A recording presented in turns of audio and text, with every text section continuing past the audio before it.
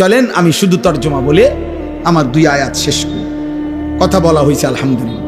আমিনান নাসি মান ইয়াশতারি লাহওয়াল হাদিস, আল্লাহ বলে মানুষদের মধ্য থেকে যে সকল নাফরমান যাবতীয় অনর্থক, অসার, অবান্তর, অপ্রয়োজনীয়, গুনাহ মিশ্রিত কথাবার্তা সংগ্রহ করে, লিউদিল্লা আন সাবিলিল্লাহ, আল্লাহর পথ থেকে মানুষকে পথভ্রষ্ট করার জন্য, বিগাইরি ইলমিন, মূর্খতাবশত, মনে মনে ভাবে জ্ঞানী, আসলে মূর্খ।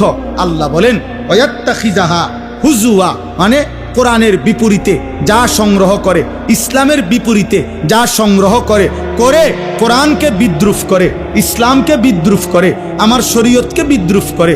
আল্লাহ বলেন আমি ওয়াদা দিলাম উলাইকা লাহুম আযাবুম মুহিন, আমি তাদের জন্য লজ্জাকর, অপমানকর আযাব নির্ধারণ করেছি।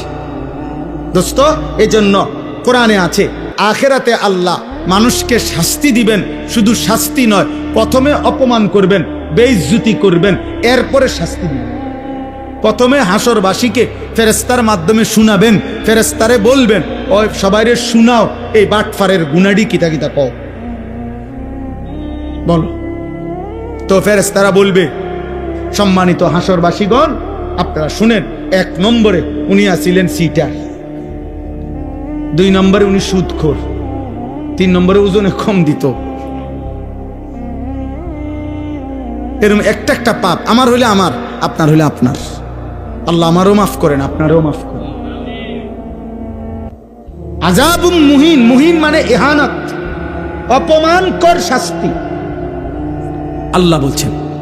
আচ্ছা, এরপরের আয়াত কি? আমি এটার আরেকটু ব্যাখ্যা এই 5 মিনিট বললে হবে। ওয়া ইযা তুতলা আলাইহি আয়াতুনা, আল্লাহ বলেন, দেখেন আল্লাহ বলেন অপ্রয়োজনীয়, অসার, অবান্তর, গুনাহ মিশ্রিত কথাবার্তা যে সংগ্রহ করে, যে এর মধ্যে পড়ে থাকে, এর মধ্যে ব্যস্ত থাকে, খুদার কসম বাপ, প্রিয় ভাই, প্রিয় নওজওয়ান, শোনো তোমার মালিক কি বলে। আল্লাহ বলেন এতে করে তার মানসিকতা তখন কি হয়, ধীরে ধীরে এই লোকটা এমন নাফরমান হয় যে যখন তো আমার কোরআন তার সামনে বলা হয়, পেশ করা হয়, পড়া হয়, তেলাওয়াত হয়, ওয়াল্লাহ মুস্তাকবিরান, সে অহংকার করে আমার কোরআন থেকে মুখ ফিরায়, কাআন লাম ইয়াসমাআহা কাআন্না ফি উযুনাইহি ওয়াকরা। কেন চেহারা ফিরাই নিল? আল্লাহ বলেন সে 2টা বাপ দেখাইতে চায়। হয়তো একটা বাপ দেখাইছে এরকম যে শুনে নাই, যাতে হুজুরে বুঝে আরে উনি মনে শুনে নাই, ও আবার কম লাগবে, একটা বাপ। আরেকটা হলো